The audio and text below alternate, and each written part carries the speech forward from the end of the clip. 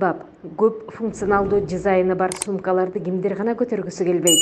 Мына ушундай кардарлардын талабын орундатып, Кыял мамлекеттик ишканасында Накта Булгарыдан эң бир көркөм сумкалар даярдалат. Мен үчүн сумка, кошелек немелерге көбүрөөк басым жасап, ошону тигип атам да. Бул терилерди иштетип тиге турган машинкалар да башкача болсо керек,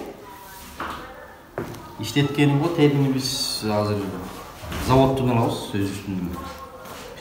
Тери заводу. Тери заводу бар, Бишкекте, 2-3 жерде ошол болду. Тиге турган машинкаларым бар, дайын. Кала берсе, ачкычтарды, телефонду алып жүрүүгө ыңгайлашкан кичинекей капчыктарды дагы Накта Булгарыдан жасатууга буйртма бергендер бар.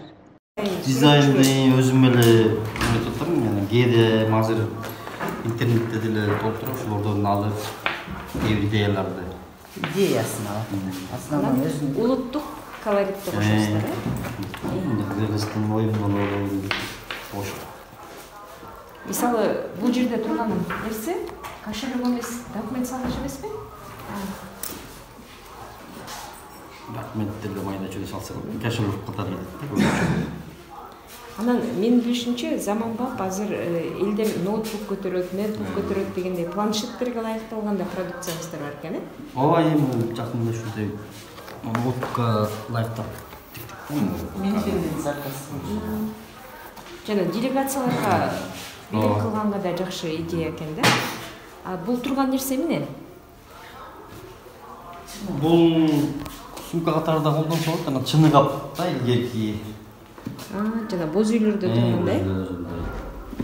Эгер көчмөн кап болгондо ушундай териден салган буюмдарга салып эле колдонушкан экен. Ошонун идеясын азыр темеге ылайыктап жасаганбыз да. Азыр ушул формадагы сумкаларга көбүрөөк суроо талаптар жаралып атат, Азыр бул ушундай эле ушун картина катары кетип атат. Үйгө келип калган пейзажын түшүрүп туруп жасаганбыз. Мунун баары ручной кол менен жасалат да. Атайын буюмдар, инструменттер жардамы менен. бул мисалы пейзаж оңойрок болсо, ал эми кишинин келбетин түшүрүүдө кантип окшоштурасыздар? Мисалы, Манас дагы башка каармандар турат да. Азыр көбүнчө китептерден алабыз, сүрөттөрүн. Кагазга караганда териге түшүрүш өзгөчө да, Өзгөчө